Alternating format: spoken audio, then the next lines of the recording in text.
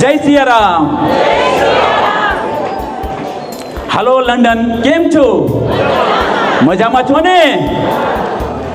ચાલો બધા મારી સાથે બોલો, જય સિયારામ.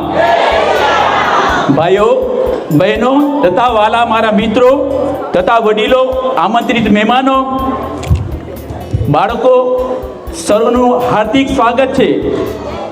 આજે આપણે બધા લંડન નહીં પણ આખા યુરોપમાં પહેલી વખત ભગવાન વિષ્ણુ અવતાર ભગવાન નરસિંહની ઉજવણી માટે ભેગા થયા છે.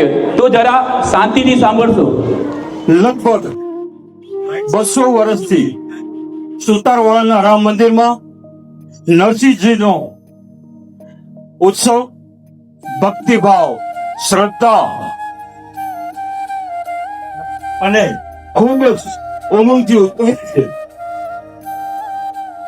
અમારા દાદા પરદાદા અને એમને પહેલાની જૂની પેઢીઓએ આ સુંદર પરંપરા શરૂ કરી હતી અને મહત્વનું તો એ છે કે અમારા વડીલોએ પણ આ પ્રથા જાળવી રાખી છે.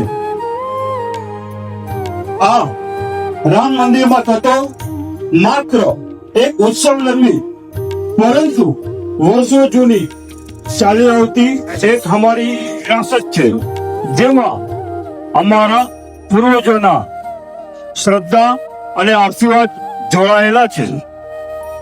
આ દિવસે આપણે સૌ શ્રી નરસિંહ જયંતીને યાદ કરીએ છીએ, જે ભગવાન વિષ્ણુનો આજે શક્તિશાળી અવતાર માનવામાં આવે છે, જેમણે ભક્ત પ્રહલાદની રક્ષા કરી હતી અને અધર્મનો નાશ કર્યો હતો. આજે ઘણા વર્ષોથી વિદેશોમાં રહેતા હોય છે અને જીવન જીવતા પરંતુ આવી ઉજવણીઓ આપણે આપણી સંસ્કૃતિ, આપણી મૂળ ઓળખને સમુદાય સાથે જોડાયેલી છે. આ પરંપરા આપણે આપણી જવાબદારી છે. આવતી પેઢી, આપણા બાળકો પણ આ ભક્તિ અને ગૌરવ સાથે ઉજવું છે.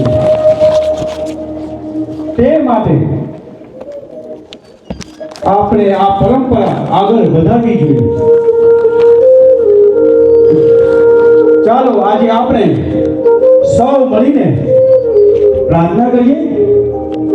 હે ભગવાન નરસિંહ ભગવાન, આપણા પરિવાર, આપણી જ્ઞાતિ અને સમગ્ર વર્ષોને સુખ શાંતિ આપે તેવી આપણે આ પ્રાર્થના કરીએ.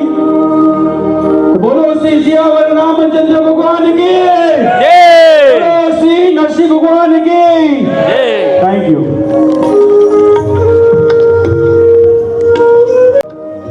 જય સિયારામ. આવા સુવિચાર ઘણા સમયથી ભાઈ શ્રી વિવેક, પ્રિયંકાને આવતા હતા અને ભગવાન વિષ્ણુ અવતાર ભગવાન નરસિંહ ઉત્સવ કરીશું. શું તેમાં જ્ઞાતિજનો ભાગ લેશે, મદદ કરશે?